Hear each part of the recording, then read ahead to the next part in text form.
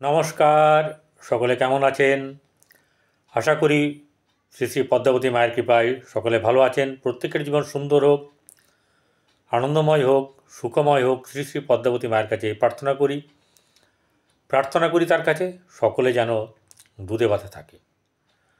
আজ একদম এমন বিষয়বস্তু নিয়ে আপনাদের সামনে এই ভিডিওতে উপস্থিত হয়েছি, যার জন্যে অনেকেই অপেক্ষা করে আছেন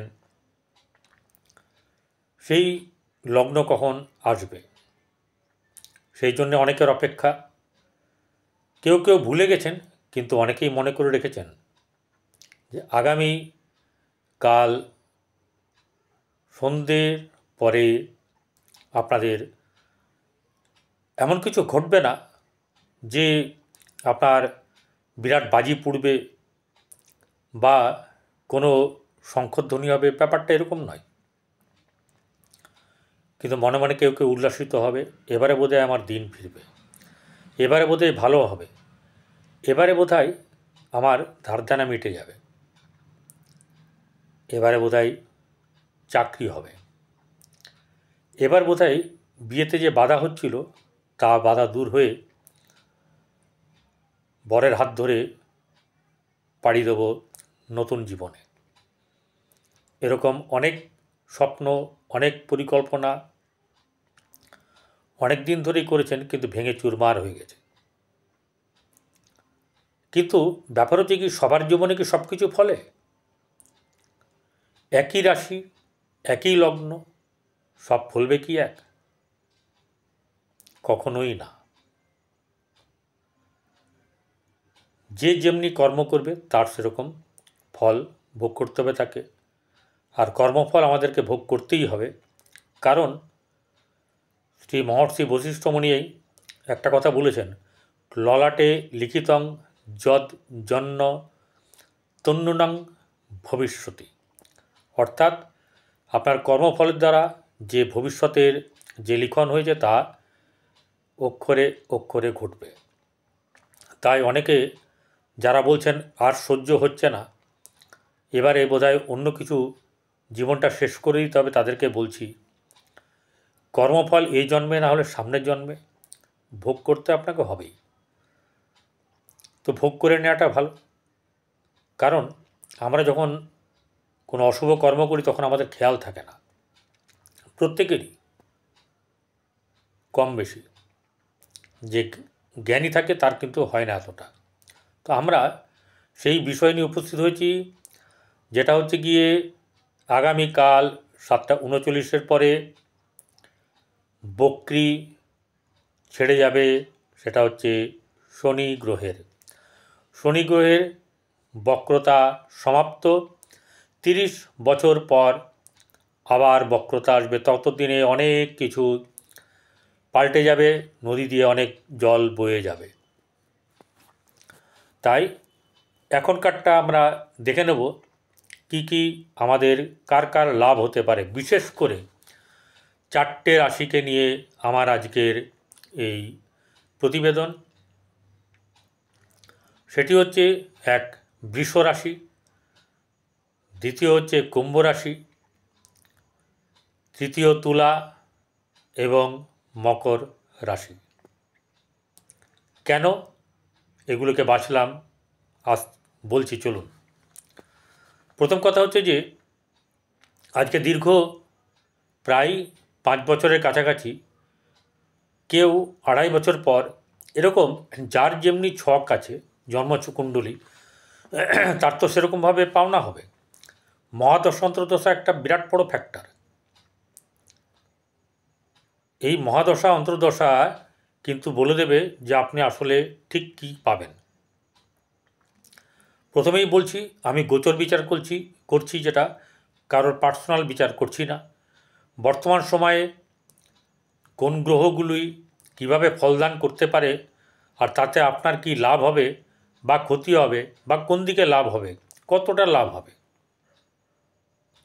ক্ষতি বা কাদের হবে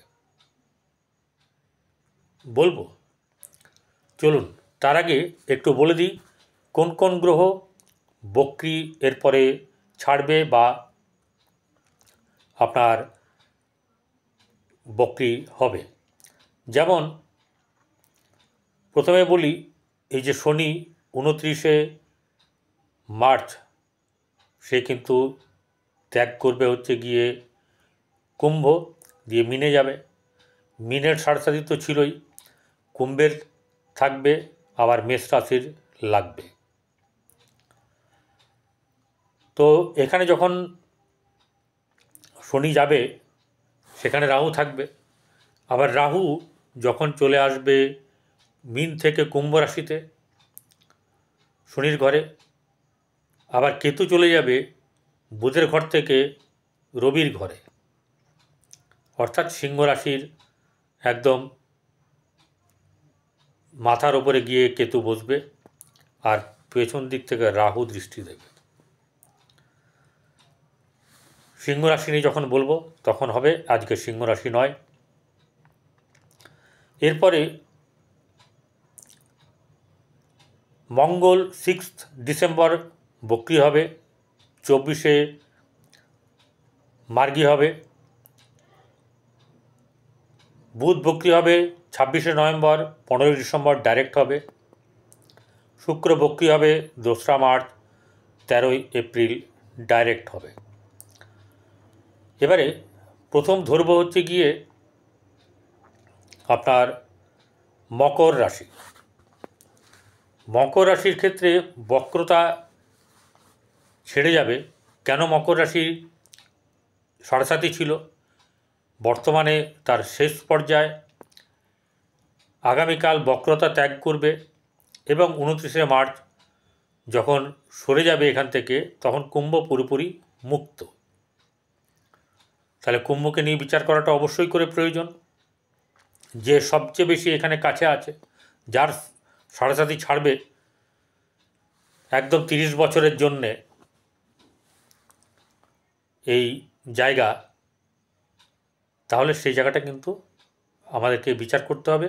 এবং বিচারের সবচেয়ে বড় কথা হচ্ছে যে এই কুম্ভ রাশি, এই মকর রাশির জাতক জাতিকাদের আর্থিক দিক ভালো হবে। এরপর একটা ব্যাপার হচ্ছে যে শনি কর্মাধিপতি, সব কিছুরই কর্মের অধিপতি সে, ঠিক আছে? শনি কারণ হচ্ছে গিয়ে কর্মাধিপতি, কিন্তু অরিজিনালি এর তুলা রাশি হচ্ছে কর্মের জায়গা। তা তুলা রাশিতে বসে আছে বর্তমানে রবি, সে রবি থাকবে না, আর কয়েকদিন 2 দিন পরে চলে যাবে হচ্ছে গিয়ে ধনুতে, এই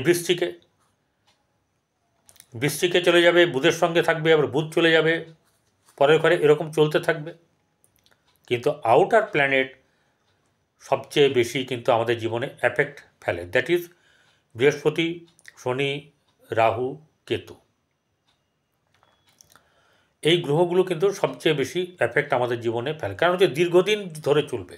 ভালো হলে দীর্ঘদিন ধরে চলবে, খারাপ হলে কথাই নেই। যারা ভুগছেন, যেমন একজন আজকে দুঃখ করেই লিখেছেন যে নামে সিংহ কিন্তু দুর্দশার শেষ নেই, সিংহের দুর্দশার শেষ নেই। খুব দুঃখ করে লিখেছেন। এরকম অনেকেরই অনেক কিছু হচ্ছে। তো এবারে মকর রাশির জাতক জাতিকাদের এই একটা দিক ভালো হবে। আর কি মকর রাশির ভালো হবে? মকর রাশি এবারে কিন্তু খোলাভাবে আপনার কর্মের দিকে, ব্যবসার দিকে, বৈবাহিক জীবনের দিকে ভালো করে ধীরে ধীরে মন দিতে পারবে। এবং সর্বোপরি হচ্ছে গিয়ে তার অথবা তার সন্তানের প্রোগ্রেস আছে, খুব সুন্দরভাবে তার কিন্তু, সে যদি পড়াশোনা করে তার কিন্তু খুব শুভ হবে, অর্থাৎ কুম্ভ রাশি জাতক জাতিকাদের বলছি। আর তাদের যদি সন্তান থেকে থাকে সেখান থেকেও কিন্তু চমৎকার রেজাল্ট আপনারা পাবেন। আপনারা ভাগ্যভাবে। এই রাশির ভাগ্যভাব হচ্ছে গিয়ে কন্যা রাশি। শনির সঙ্গে বুধের সম্পর্ক ভালো। বুধ এরপরে ধনুতে যাবে, তারপরে কুম্ভতে যাবে, এই মকরে যাবে। তো কিন্তু শনির ক্ষেত্রে বুধ কিন্তু শুভ ফল প্রদান করে থাকে। প্রশ্ন হচ্ছে, এই যে নবম ভাব ভাগ্যভাবে বৃহস্পতি দৃষ্টি দিয়ে আছে, আবার রাহু দৃষ্টি দিয়ে আছে, আবার শনি যখন চলে যাবে শনি রাহু মিলে এখানে আবার দৃষ্টি দেবে, তাহলে ব্যাপারটা কিন্তু খুব খারাপের খারাপ হবে। হয়ই মালামাল, না হলে এমন কামাল হবে যে জীবনে মনে হয় ছেড়ে দে আমাকে কেঁদে বাঁচি। কিন্তু নির্ভর করছে নিজের জন্মছকের ওপরে। বারবার বলছি, কেউ উত্তেজিত হবেন না, কেউ খারাপ ভাববেন না, প্রত্যেকের নিজের জন্মছক অনুযায়ী ফল ফলবে। অতএব যেমন নাচানাচির কোনো ব্যাপার নেই, তেমনি দুঃখে ক্লান্ত হয়ে আপনার দুর্দশাগ্রস্ত হওয়ার কোনো জায়গা নেই। ভালো যদি থাকে আপনার, তাহলে ভালো হবে, অর্থাৎ এই গ্রহগুলো ভালো হতে হবে, মহাদশা অন্তর্দশা ভালো হতে হবে। আর যেটা হচ্ছে, যদি কারোর ভালো না চলে, আপনারা আপনাদের পরিচিত পছন্দের জ্যোতিষীকে দিয়ে দেখিয়ে নেবেন, তাতে আপনারা কিন্তু অনেকটা এগোতে পারবেন। তাহলে মকরের এখানে দেখুন বৃহস্পতির বর্তমানে দৃষ্টি আছে কিন্তু, তাহলে বৃহস্পতি যখন এখানে দৃষ্টি থাকবে সেটা ভালো হবে। আবার এই বৃহস্পতি যখন আপনার মে মাসে মিথুন রাশিতে আসবে, তখন কিন্তু কুম্ভকে দৃষ্টি দেবে, তাহলে কুম্ভ রাশির দিক থেকে লাভ হবে। ঠিক আছে, কুম্ভ রাশির জায়গা থেকে এটা পঞ্চম হয়ে যাবে। আর মকর রাশি থেকে বর্তমান সময়ে যে ফলটা পাওয়া যাচ্ছে মে মাস পর্যন্ত, মানে মে মাসের কাছাকাছি আপনারা এই ফলটা পাবেন, তারপরে কিন্তু ষষ্ঠভাবে চলে গেলে সেই ফল কিন্তু আপনারা পাবেন না, এবং সেটা 1 বছর মতন বৃহস্পতির কাছ থেকে সেই সাপোর্ট পাবেন না, কিন্তু এমন কিছু সাপোর্ট পাবেন যেটা অতুলনীয়। সেটা হচ্ছে বৃহস্পতির দৃষ্টি থাকবে হচ্ছে গিয়ে আপনার রাশির দ্বাদশে, তাহলে জায়গাটাকে খারাপ করতে দেবে না, তীর্থ ভ্রমণ করাবে, সৎ কাজ করাবে, এই ব্যাপারটা কিন্তু আপনার খুব সুন্দর। আবার মকরের দ্বিতীয়ভাবে যখন দৃষ্টি দেবে বৃহস্পতি, তাহলে আর্থিক দিক থেকে আপনার চিন্তার কোনো ব্যাপার নেই। শনি গ্রহ যখন তৃতীয় থাকবে, আপনার তখন দাপট বেশ ভালোই হবে। বোঝা গেল? কর্মের জায়গা আপনার বেশ সুপ্রসন্ন হবে, কারণ কর্মের জায়গার অধিপতি শুক্র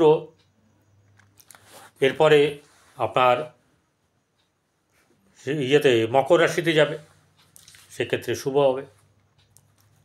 তাহলে এখান থেকে কিন্তু মকরের এই দিকগুলোতে লাভ হবে। কিন্তু অন্যান্য গ্রহের যে দশমে যে ফলটা দেবে, সেই ফল শনি থেকে কিন্তু এখানে পুরোপুরিভাবে পাওয়া যাচ্ছে না। যদি এরকম হয়, ক্ষেত্র বিনিময় হয়, অর্থাৎ দশমপতি দ্বিতীয়পতি দশমে, এই ব্যাপারটা যদি হয় তাহলে কিন্তু জমে যাবে। তো এরকম কিছু কম্বিনেশন আছে, কিছু রুলিংস আছে, যার কারণে আপনাদের কিন্তু ভালো থেকে আরও ভালো হওয়ার সম্ভাবনা আছে। এবারে তুলা রাশিতে আসব। তুলা রাশির জাতক জাতিকাদের শনি হচ্ছে রাজ্যকারক গ্রহ, কোণপতি এবং কেন্দ্রপতি, চতুর্থপতি এবং পঞ্চমপতি। তাহলে এখানে কি ফল পাওয়া যাবে? আছে তো চতুর্থ জায়গা হচ্ছে সুখ, মাতা, বন্ধু, গৃহ, গাড়ি, বাড়ি, স্থাবর সম্পত্তি ইত্যাদি থেকে লাভ বা ইত্যাদি বিচার্য। আর পঞ্চম জায়গায় প্রতিভা, শিক্ষা,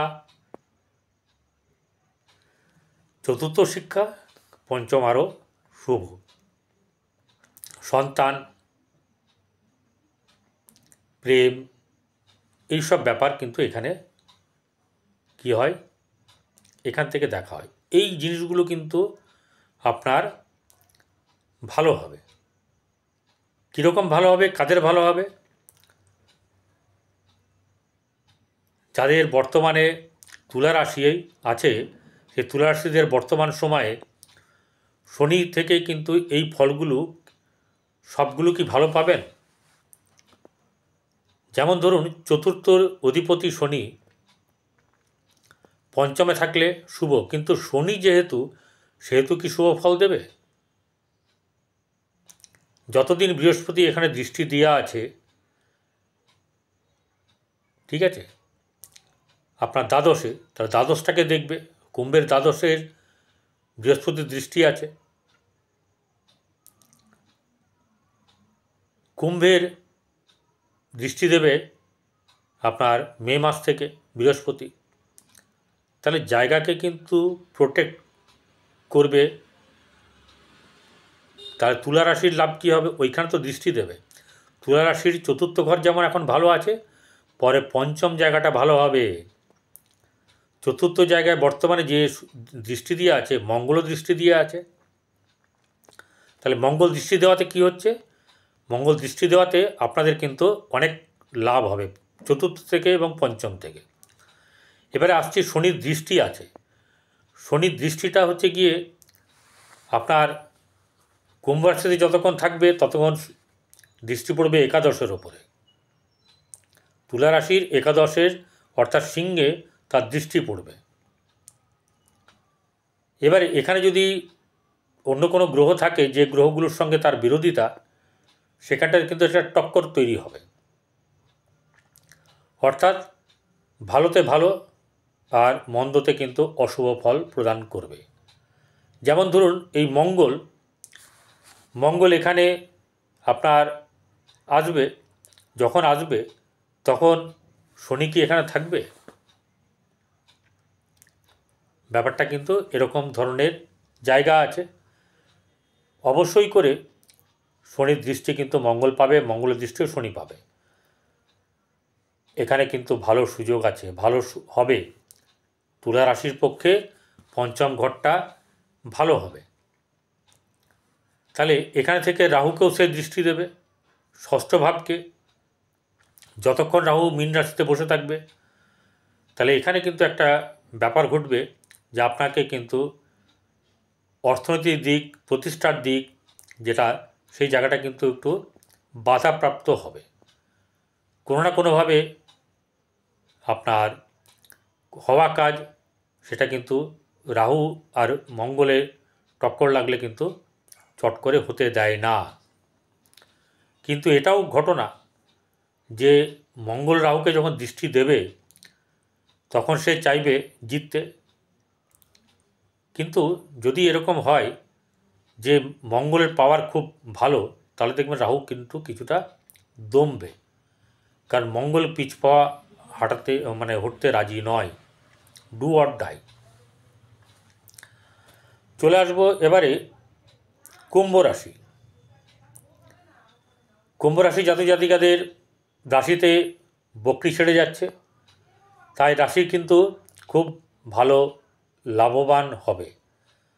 কোন দিক থেকে লাভবান হবে? তার দশমপতি, তার হচ্ছে দ্বাদশপতি আর হচ্ছে লগ্নপতি। ব্যাপারটাকে ভাবতে হবে। সবাই কিন্তু ঝাঁপালে সব কিছু পাবেন না। যার যার রাশি যেরকম সেরকমভাবে পাবেন। এবং লগ্ন আছে, আরও 8টা গ্রহ আছে, আরও 7টা গ্রহ আছে। এই গ্রহগুলোর ফল কিন্তু আমাদেরকে ধরতে হবে। এবারে কুম্ভ রাশি জাতিকাদের রাশির যখন এখানে বকরি ছেড়ে যাবে তখন কি হবে? অনেক কর্মের দিকে সে প্রসারিত করতে পারবে নিজেকে। তার হওয়া কাজ যে বাধাপ্রাপ্ত হয়েছিল সেই সমস্যা থেকে মুক্ত হবে।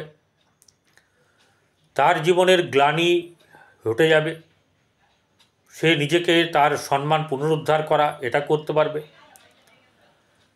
তারপর হচ্ছে যে শনির, আমি বলে থাকি বারবার করে, এখানে কিন্তু ঈশ্বরের অবদান আছে, শ্রী শ্রী দক্ষিণাকালী মায়ের, সেটাও কিন্তু তার প্রাপ্তি হবে। তারপরে কি হবে? কেউ ধার করে রেখেছেন, সে ধার কিন্তু শোধ হবে।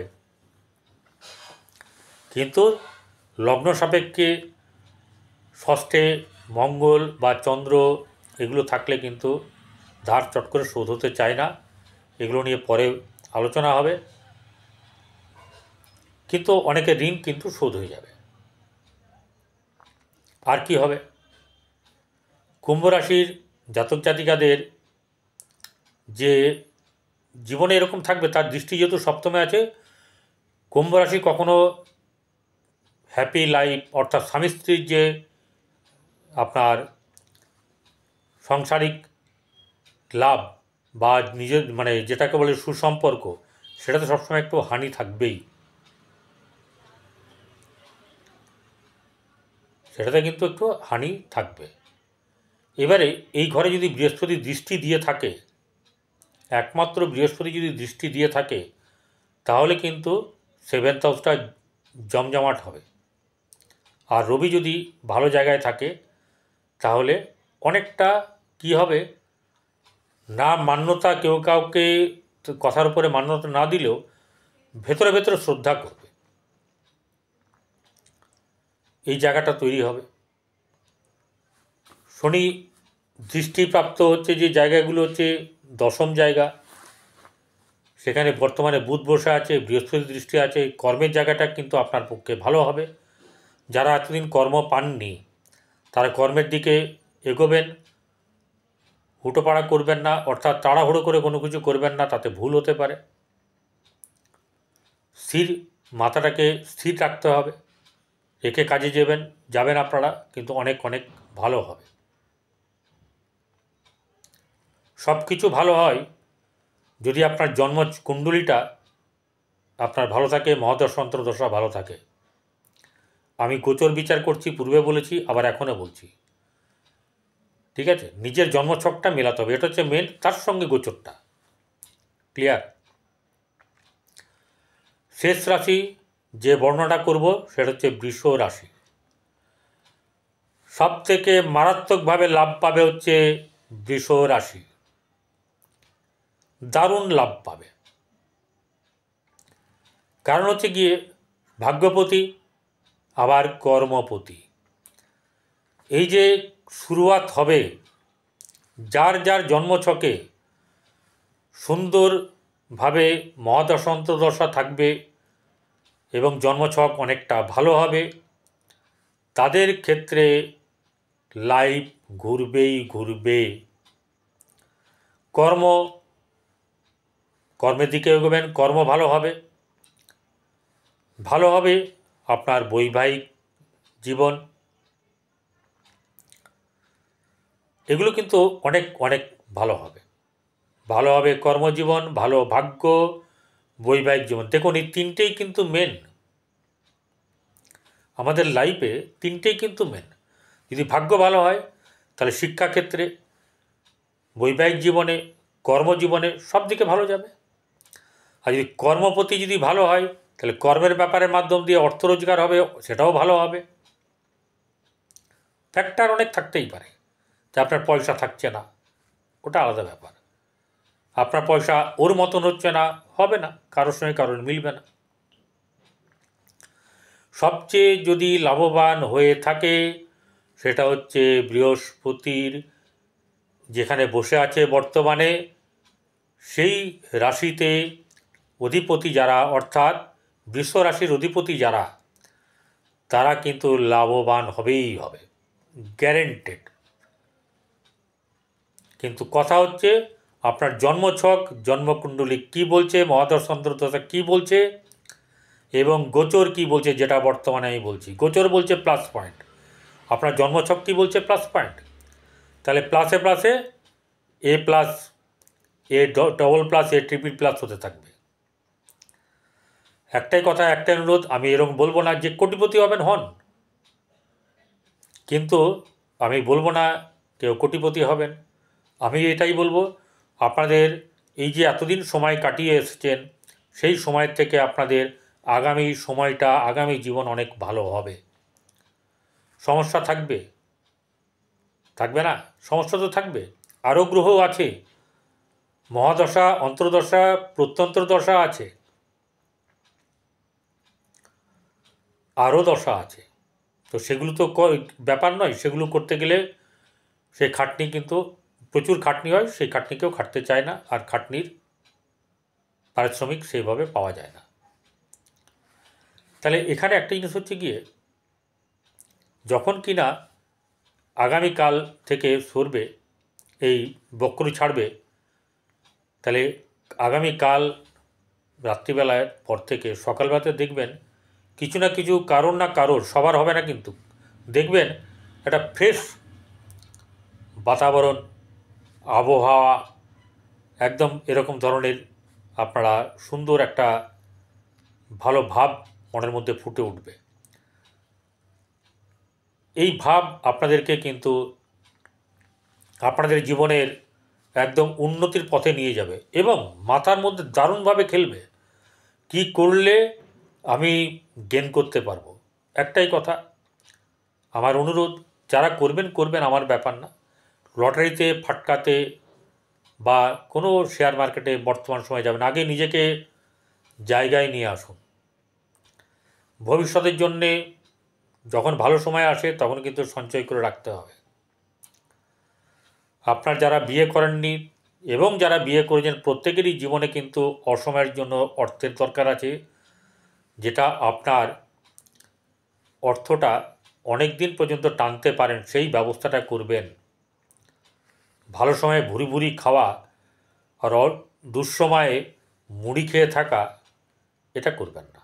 দুঃসময়তেই যেন আপনার এই যে খাওয়া দাওয়া সব কিছু যেন ঠিক থাকে, ধার যেন না করতে হয়, এই মনোভাব নিয়ে থাকবেন।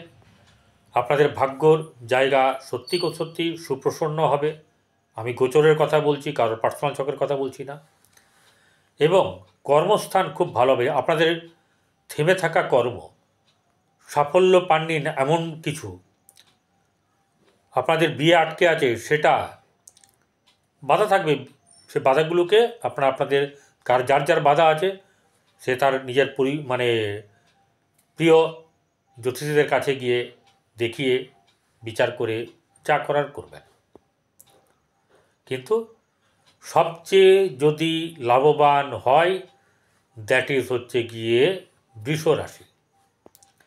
এই বৃষ রাশির পক্ষে এই শনি কিন্তু সবচেয়ে ফেভারেবল গ্রহ। একটা কথা বলে দিই,